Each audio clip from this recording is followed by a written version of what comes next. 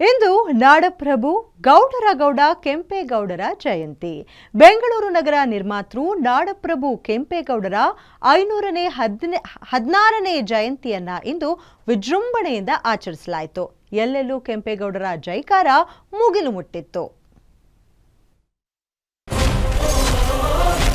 ಗೌಡ ಕೆಂಪೇಗೌಡರ 516ನೇ ಜಯಂತಿ.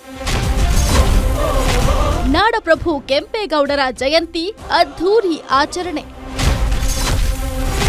ಕೆಂಪೇಗೌಡ ಭವನ ನಿರ್ಮಾಣಕ್ಕೆ ಶಂಕುಸ್ಥಾಪನೆ.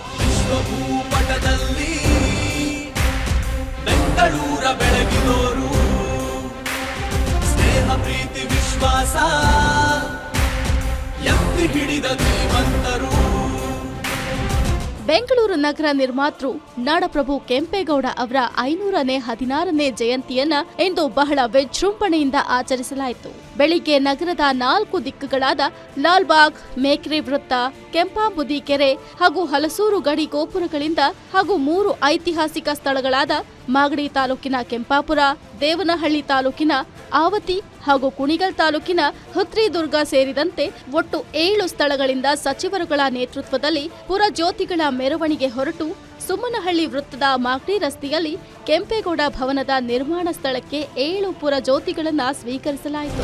ಜನಮನಕ್ಕೆ ನೆಮ್ಮದಿ ಜೀವನ ಬದಗಿಸಿದೋರು, ವೈರಿಗಳ ಹಿಮ್ಮೆಟ್ಟಿಸಿ ನಗರವ ಕಾಪಾಡಿದೋರು, ಪರಂಪರೆಯ ಮುನ್ನಡೆಸಿದ ಶ್ರೀಮಂತರು, ವಿಜಯನಗರ ಸಾಮ್ರಾಜ್ಯದ ಸಾಮಂತರು, ನಮ್ಮ ನಿಮ್ಮ ಪ್ರೀತಿಯ ಕೆಂಪೇಗೌಡರು, ಚರಿತ್ರೆಯ ಪುಟಗಳಲ್ಲಿ ದಾಖಲಾದರು, ಜಗಮೆಚ್ಚಿದ ಯುಗ ಪುರುಷ ಎನಿಸಿಕೊಂಡರು, ನಾಡಪ್ರಭು ಬಿರುದಾಂಕಿತ ಮಹಾರಾಜರು. ರಾಜ್ಯ ಸರ್ಕಾರ ಕೆಂಪೇಗೌಡ ಅಭಿವೃದ್ಧಿ ಪ್ರಾಧಿಕಾರಕ್ಕೆ ಸುಮನಹಳ್ಳಿ ಬಳಿ ನೀಡಿರುವ 5 ಎಕರೆ ಜಾಗದಲ್ಲಿ ಕೆಂಪೇಗೌಡ ಭವನ ನಿರ್ಮಾಣಕ್ಕೆ CM Siddaramaiah, DCM D K Shivakumar, Adichunchanagiri ಮಠದ ಶ್ರೀಗಳಾದ ನಿರ್ಮಲಾನಂದ ಸ್ವಾಮೀಜಿ ಶಂಕುಸ್ಥಾಪನೆ ನೆರವೇರಿಸಿದ್ರು.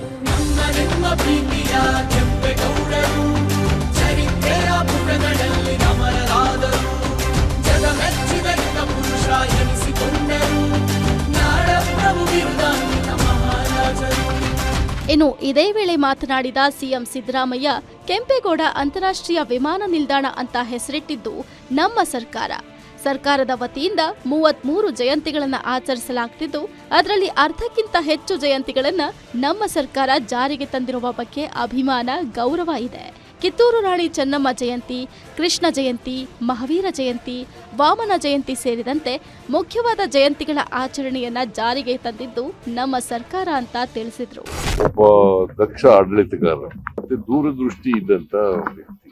ಅವ್ರ ಕಾಲದನ್ನೇ ಈಗ ಅದಕ್ಕೆ ನಾವು ಅವ್ರನ್ನ ಬೆಂಗಳೂರು, ಆಧುನಿಕ ಬೆಂಗಳೂರಿನ ನಿರ್ಮಾತೃ ಅಂತ ಕರೀತೀವಿ.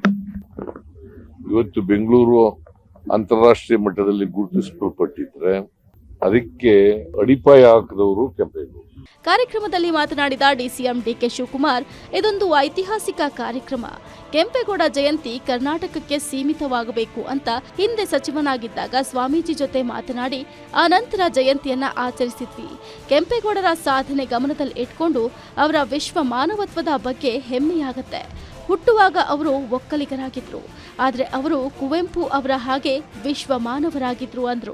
ಕೆಂಪೇಗೌಡರ ಕೊಟ್ಟಂತ ಸಾಧನೆಯನ್ನ ಗಮನದಲ್ಲಿ ಇಟ್ಕೊಂಡು ನಾವು ಆಚರಣೆಯನ್ನ ಮಾಡಲಿಕ್ಕೆ ಇವತ್ತು ಅವರ ಮಾರ್ಗದರ್ಶನ, ಅವರ ಸ್ವರೂಪ, ಅವರ ವಿಶ್ವ ಮಾನತ್ವ, ಹುಟ್ಟುವಾಗ ಒಕ್ಕಲಿಗರಾಗಿ ಹುಟ್ಟಿದ್ರು ಕೂಡ ಅವರ ಬದುಕಿನಲ್ಲಿ, ಅವರ ಮಾರ್ಗದರ್ಶನದಲ್ಲಿ ಕುವೆಂಪುರವರ ಸಂದೇಶದಂತೆ ವಿಶ್ವ ಮಾನವನಾಗಿ ಬದುಕಿದ್ರು ಅಂತ ಹೇಳಲಿಕ್ಕೆ ನಮ್ಮೆಲ್ಲರೂ ಕೂಡ ಹೆಮ್ಮೆ ಆಗ್ತದೆ.